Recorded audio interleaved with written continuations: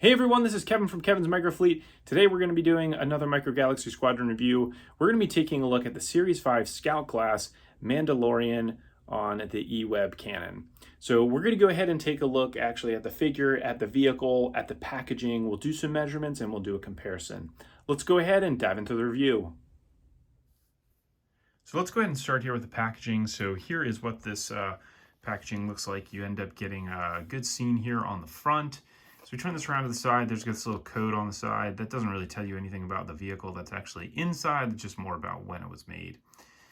As you turn this thing around to this side, you get a chance to see all of the other vehicles and figures that are in this Scout class.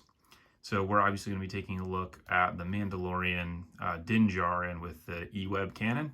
And then you also get here a view of the chase. So if we start out and take a look at the figure itself, we'll do that first. They did an unbelievable job with this figure. So I'll show a comparison here in a minute with what some of the differences are relative to what they did before. But there is so much paint application on this little figure, and there's so many different colors too. Now you can obviously see the visor is not painted in. That was mainly because they couldn't figure out a way to get a machine to be able to get the paint inside of that visor area. So that's still not painted in. I will go ahead and use a Gundam pen and just go ahead and color that in. So here is the cape that goes on the back. It's got, this is great that it actually has like a little peg hole on there to be able to hold it in place. And again, you can see that color there on his back. And so here it is this was from Series 1. Now, I've went ahead and colored in the visor on this one. But you can see, if you're looking at the difference between these two, which they're supposed to be essentially at the same time frame, the Series 1 version looks like it's just a brown figure with a tiny bit of paint on it, versus the Series 5, which you can really see the improvements that they've made in their production and their ability to be able to apply paint. And then again, here is his cape. The cape doesn't really sit very well on him. He does have that peg hole on it as well for it to be able to sit in place, but it obviously doesn't work very good on the speeder. And that visor was unpainted. I went ahead and just painted it in. So that's a pretty good change. And I was really worried about having another Djarin. It's not like we really needed one, but having this with this specific paint application is really incredible. He's an inch tall, and so that's good. So that's that. So this also comes with this stand that is, this is like a hover E-Web, and so it's got a ball and socket. So it's got Star Wars on there, which is really nice.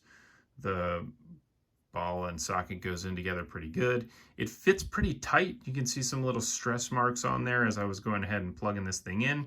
And so that's that. Now, when you look at the actual E-Web, this is the E-Web from Series 3 that we have with the Stormtrooper on it. So the one thing that they did say with this, the new one, is that it's supposed to be weathered or battle damaged. And so you can see it's got just a little bit of wash on there, and the scrapes on here are about the same. There's just a little bit of paint application on there to make it look slightly different.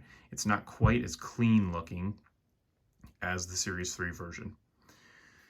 So this does have this little turret thing moves around on a ball and socket. The only thing that I would say is a little bit of a downfall to this specific gun or vehicle or whatever you want to call it, is that even though you can turn this around, you can't move the C-clip here, which is holding your figure in place, so you can't really do much with it, which is a little bit disappointing, but that's okay, not a big deal. Now, to pop the figure in here, I would recommend that you do it like this. Go right around the waist through there, and then you twist him in place. Then you can kind of pull him up so that he can put his feet up on there. If you try to fit this in there a different way, you could potentially break this C-clamp. The C-clamp, this plastic is relatively brittle, so I have broken it on a number of different versions.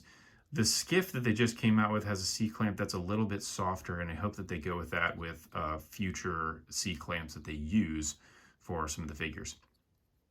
But there he is on his E-Web. So let's go ahead and do a measurement here of this. So this is about, with him on there, it's about 2 inches, sorry, 1.5 inches, maybe 1.25 inches without him on there. Front to back, it's with the base, it's about 1.75 inches, almost 2 inches. And then side to side, it's just over 1 inch. So overall, I would say this is actually a great one to have. I was concerned again about having another Djarin in here, but they did a great job with the paint application on this, and this is definitely a different and better, way better figure than all of the other versions of Djarin that we've got. So thanks for tuning in. I've got some Amazon associate links that are down in the description below. If you want to find any of the Micro Galaxy Squadron Scout class, they're going to be in light armor class bundles. You can also find other vehicles on Amazon. And if you like and subscribe, that would be awesome. And I look forward to seeing everybody on the next review.